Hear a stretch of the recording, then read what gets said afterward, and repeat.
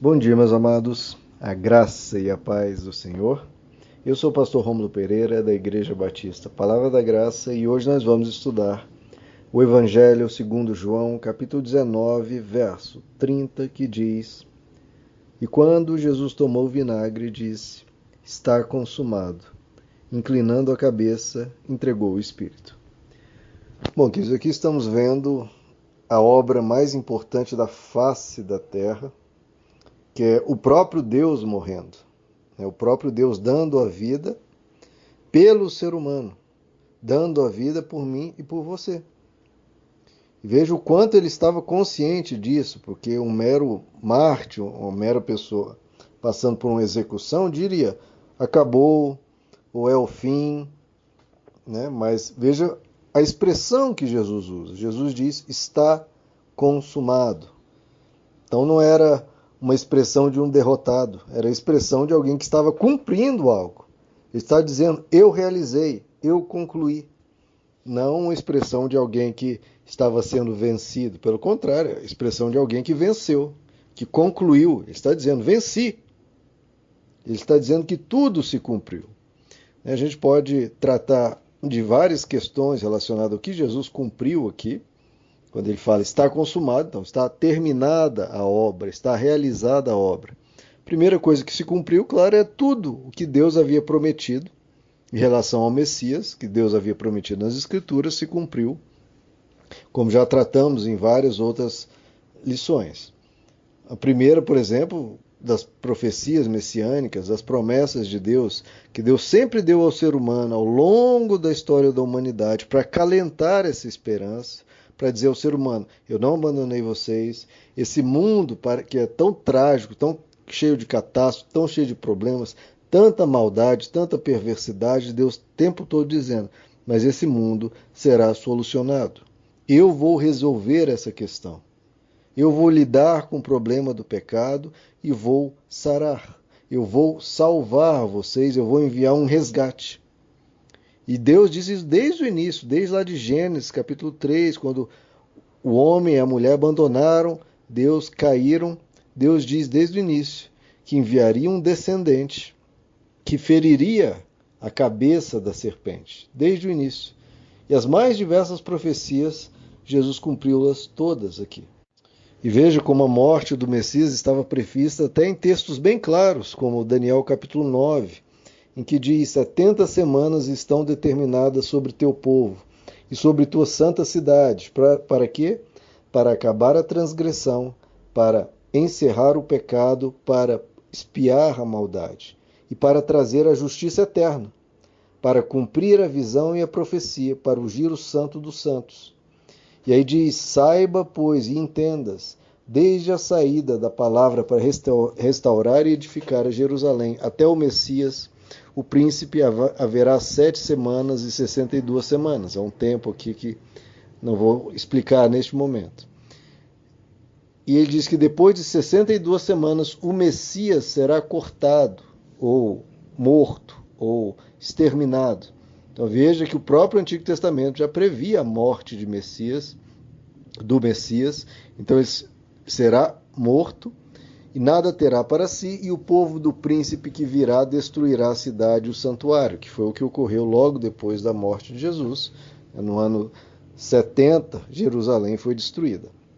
Agora, além das inúmeras profecias do Antigo Testamento que Jesus cumpre, que obra é essa que ele está realizando? É a obra da salvação do ser humano, da redenção do ser humano.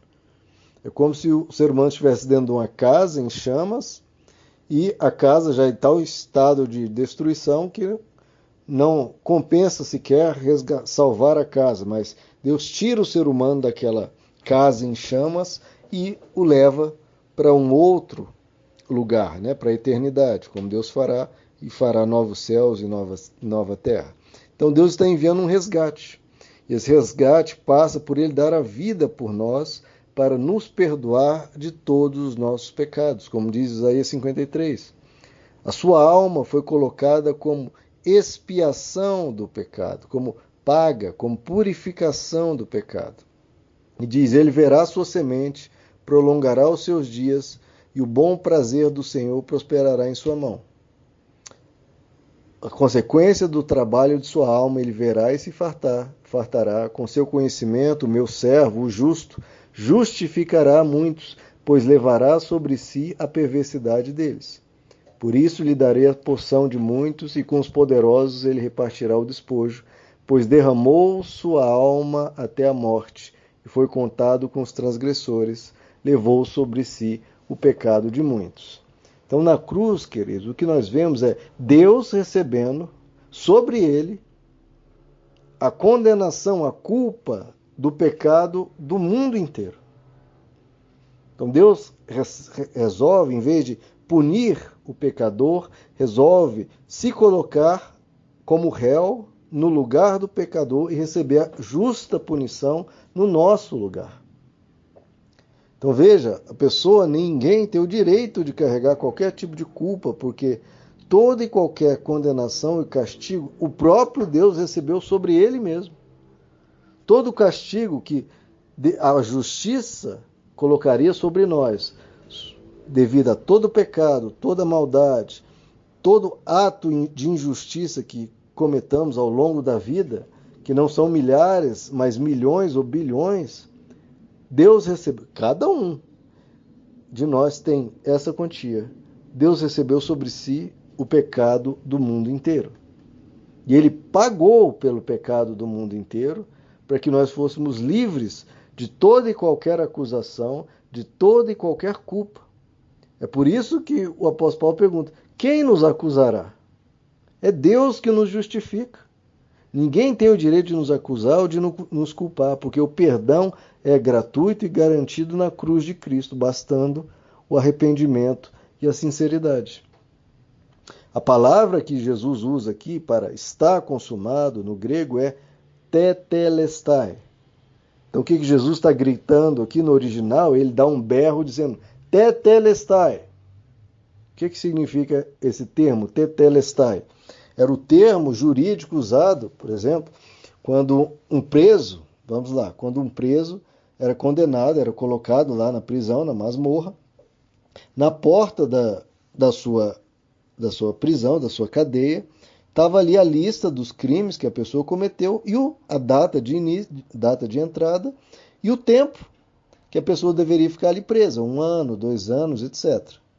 Quando terminava o prazo, ou seja, dado o tempo decorrido para cumprir a pena, a pessoa era solta da prisão, recebia ali aquela lista com todos os crimes cometidos e o oficial ali escrevia bem grande tetelestai, ou seja, está consumado, está cumprido a pena, ele já está agora livre, está completamente livre, ninguém tem o direito de acusá-lo, ninguém tem o direito de culpá-lo, porque ele pagou pelos crimes que ele cometeu. Então, já está justificado, já está solto, já está livre, ninguém pode prendê-lo novamente. Se alguém viesse na rua e visse ele na rua e falar: olha, aquele ali é aquele que roubou, é aquele que fez tal coisa, que espancou, que bateu, etc.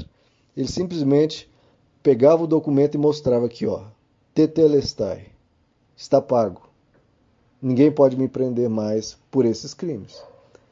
E é essa expressão que Jesus usa para todos nós. Ele está dizendo, tetelestai, eu estou pagando, está consumado, a pena agora está finalizada, porque eu paguei no lugar da humanidade.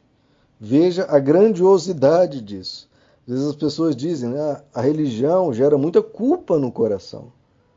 A religiosidade pode até ser. Agora, o evangelho é justamente o contrário, porque tetelestai, está pago, está consumado, acabou. A dívida acabou. Qualquer um que te acusar, você simplesmente mostra a sua lista de crimes e diz, está consumado, está pago, eu estou solto, eu estou livre. É por isso que o evangelho tanto diz, se Cristo vos libertou, verdadeiramente sois livres. Então nós estamos libertos de toda qualquer culpa, de toda qualquer acusação. E é por isso também que o diabo não tem poder algum sobre nós, porque está pago.